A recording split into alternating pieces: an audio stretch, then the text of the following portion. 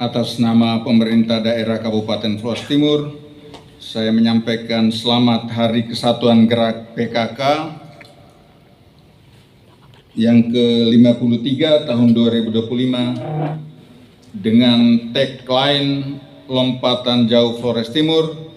Semoga tim penggerak PKK semakin maju dan sejahtera dengan program kerja yang sedang dan akan dilaksanakan.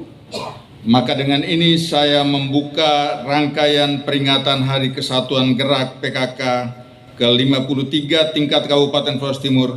Semoga Tuhan dan restu leluhur Lewotana senantiasa memberkati kita.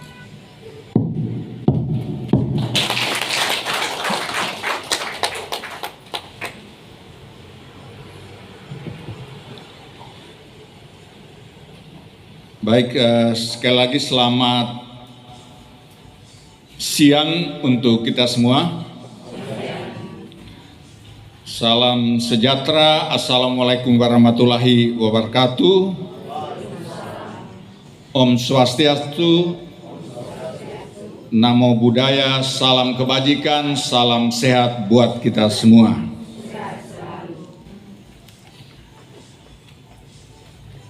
Pak Wakil Bupati yang saya hormati, Pak Sekda, Pak Asisten, Pak Staf Ahli, Kepala OPD, Pimpinan OPD, Ibu Ketua Tim Penggerak PKK, Ibu Wakil Ketua Tim Penggerak PKK,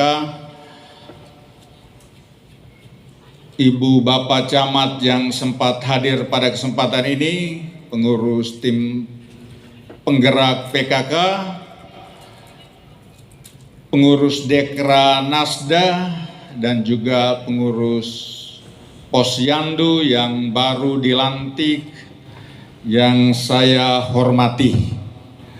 Pertama, tentu saja kita menyampaikan syukur kepada Tuhan karena telah memberikan kita waktu dan kesempatan yang baik ini untuk menjalani rangkaian kegiatan yang agak panjang, yang terasa sepertinya seremonial, tetapi mudah-mudahan dapat kita maknai dengan baik pada hari ini. Yang kedua, profisiat untuk semua yang sudah dilantik, mudah-mudahan dapat menjalankan tugas dengan baik. Terakhir tadi ditambah dengan dalam semangat lompatan jauh dan ketokan 3 kali palu yang menggema tadi, mudah-mudahan menandakan bahwa kita semua menyatukan diri dalam semangat untuk lompatan jauh di bidang pemberdayaan dan kesejahteraan keluarga ini. Apalagi dengan pada saat bersamaan kita memperingati Hari Kesatuan Gerak PKK. Kita sama-sama tahu tadi cerita narasi panjang tentang sejarah perjalanan PKK. Sudah lama sekali dia punya masa perjalanan. Tentu saja mudah-mudahan sudah matang bergerak. Kita berharap dia matang tetapi tidak menjadi tua karena itu sulit bergerak. Karena itu mari kita bersemangat untuk juga mengisi Hari Kesatuan Gerak PKK ini dengan semangat baru kita.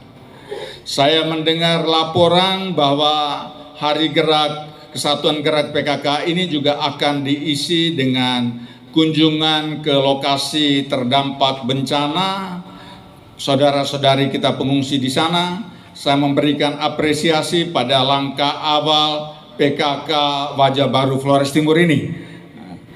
Terima kasih semangatnya dan syukur juga akan dilanjutkan dengan kegiatan di Solor dalam bentuk apa itu ya? Di Bugalima.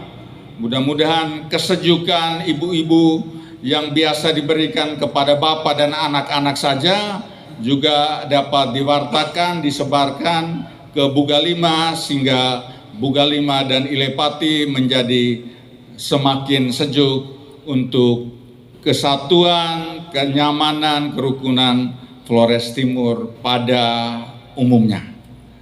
Tadi kita juga diingatkan kembali akan 10 program PKK yang mudah-mudahan kita semua sudah hafal. Hafalkah tidak kita ini ya? Nah, mari kita sama-sama menghafal. Saya tidak ada Google di sini, jadi nanti kita sama-sama saling melengkapi. 1. Penghayatan dan pengamalan Pancasila. 2 saya lupa. 2. Gotong royong. 3 pangan.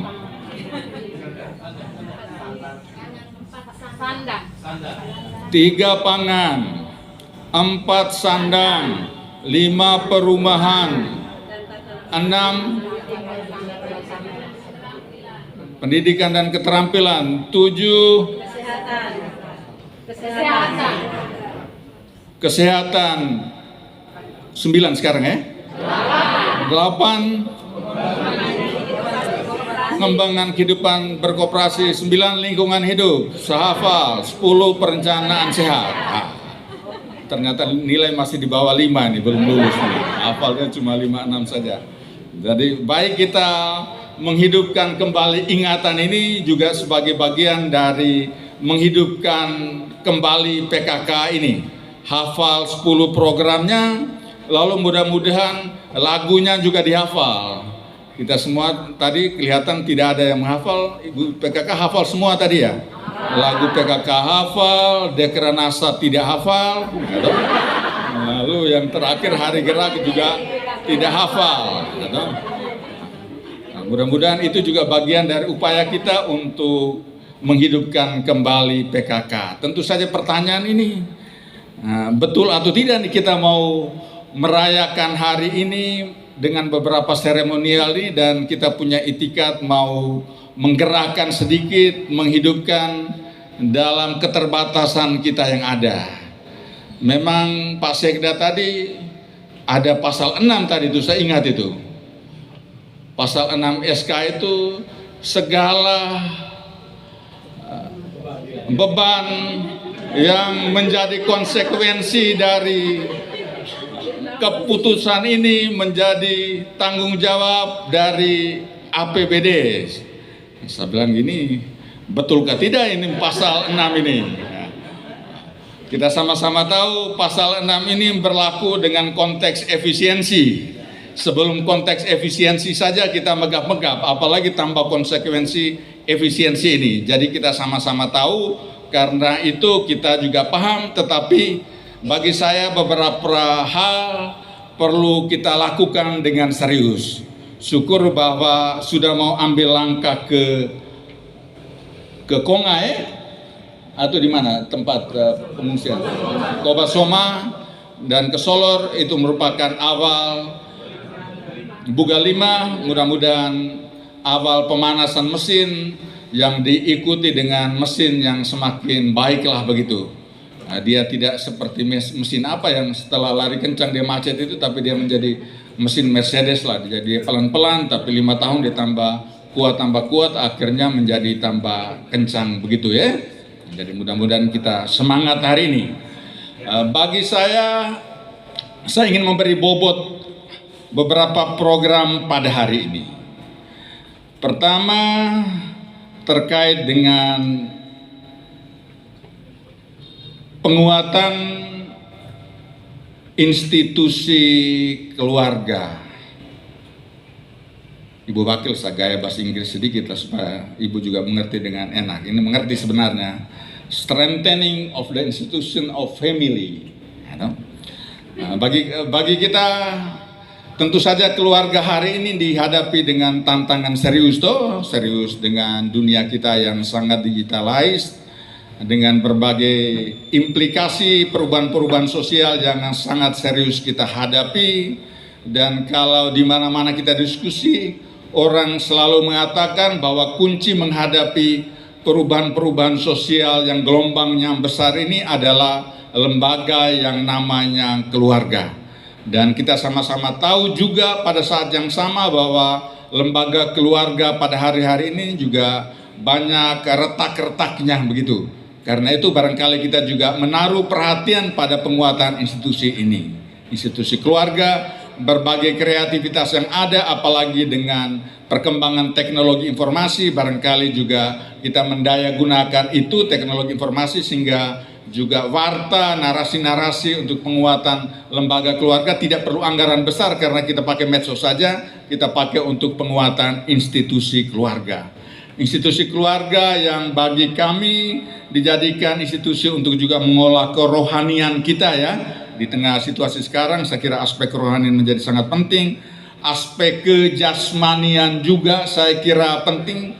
Kalau orang Jakarta omong sekarang SDM itu perhatian terutamanya tidak hanya institusi pendidikan saja tetapi juga kesehatan. Dan kita tahu anak-anak dari bawah juga gampang merokok, segala penyakit juga kesadaran yang kurang. Saya kira kita juga memberi perhatian pada aspek kejasmanian ini. Gaya hidup anak-anak kita juga harus kita perhatikan dengan baik sehingga mereka menjadi sehat ke depan.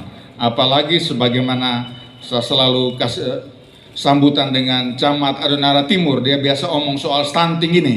Stunting kadang-kadang kita lupa. Saya kira perhatian kita serius.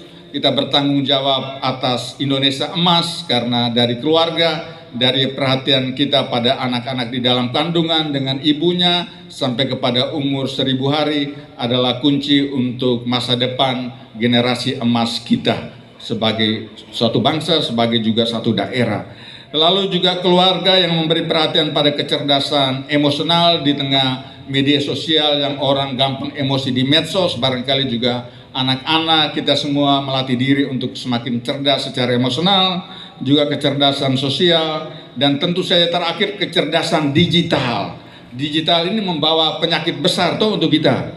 Penyakit besar, kita bapak mama juga sama, ibu-ibu juga lebih dekat dengan dunia luar begitu karena digitalnya itu memang di Amerika itu sudah menganggap ini sebagai dunia barat ya, menganggap sebagai ancaman serius sehingga juga ada hari tanpa HP juga diterapkan di sana. Di Amerika juga saya terkejut, saya buka satu kali itu ada keahlian mengendalikan ketagihan. Jadi ketagihan untuk pegang HP juga sedemikian rupa sehingga sudah perlu ada ahlinya untuk mengendalikan ketagihan ini. Kita juga sama-sama barangkali meningkatkan kompetensi untuk mengendalikan ketagihan ini dari waktu ke waktu. Tidak hanya ketagihan bapak-bapak saja tetapi juga ketagihan kita keluarga terhadap dunia digital ini. Saya kira pertama penguatan institusi keluarga yang bagi saya bisa kita lakukan dengan cara yang hemat, tidak costly kan ini urusan ini. Dunia digital HP ada, tinggal narasi-narasi, ada grup WA-nya kita bagi dengan cara-cara kreatif. Saya kira kita bisa mengambil langkah untuk penguatan institusi keluarga. Bagi saya ini hal yang strategis, tidak main-main lah gitu. Lalu yang kedua, partisipasi dalam kegiatan kemanusiaan. Tidak tahu kenanya di program pokok PKK yang keberapa, tapi saya kira partisipasi dan kegiatan awal dari PKK untuk saudara-saudara kita korban pengungsian, demikian juga masyarakat di Bugalima merupakan awal yang baik. Dan sebagaimana perempuan yang mendominasi isi PKK ini dikenal sebagai perempuan sumber kesejukan, terutama wanita Lamaholot juga sumber kesejukan. Mudah-mudahan PKK bisa mengambil peran besar dalam urusan kegiatan-kegiatan kemanusiaan ini.